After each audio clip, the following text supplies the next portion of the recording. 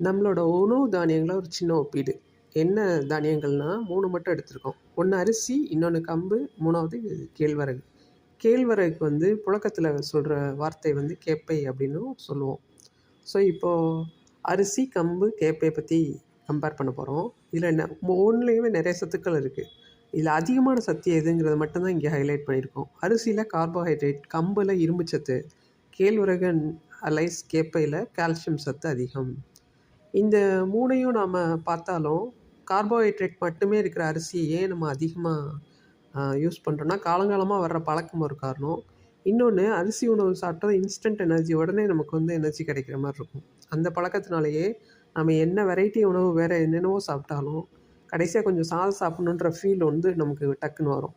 ஆனா, இந்த கம்பு, கேழ்வரகுல அரிசிய காட்டிலும் அதிகமான அ சத்துக்கள் எந்த சத்துக்கள் இருக்கு அப்படின்னா, கம்புல வந்து இரும்புச்சத்து.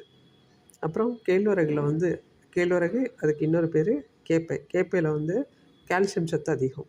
நம்ம எலும்பு பலவீனமா இருக்கோம், ஹீமோகுளோபின் கம்மியா இருக்குன்னு டாக்டர்ட்ட போறத தவிர்க்கிறதுக்கு, இந்த சிறுதானியங்கள வந்து நம்ம தினசரி வாழ்க்கையில உபயோகப்படுத்தலாம். டைரக்ட்டா சாதமா நம்ம யூஸ் பண்ண முடியாத ஃபார்மேட்ல அது இருந்தாலும், நம்ம எதுக்கு யூஸ் பண்ணலாம்னா, புட்டு செய்யலாம். அப்புறம் கேப்பையில ரொட்டி செய்யலாம்.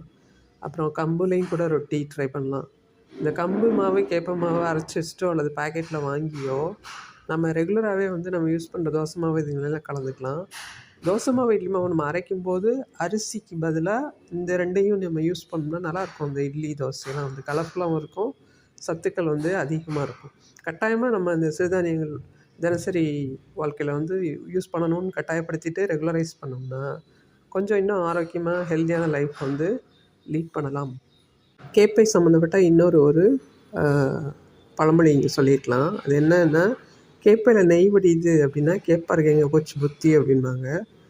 கேப்பையில நெய் வேணா இல்லாம இருக்கலாம். கேப்பை, கம்புல ஆனா அதிகமான சத்துக்கள், கால்சியம், இரும்பு சத்து இருக்கிறனால, இனிமேல் நம்ம தினசரி உணவுல வந்து கட்டாயமா இத நடைமுறைப்படுத்துவோம். சிறுதானியங்கள உபயோகிப்போம்.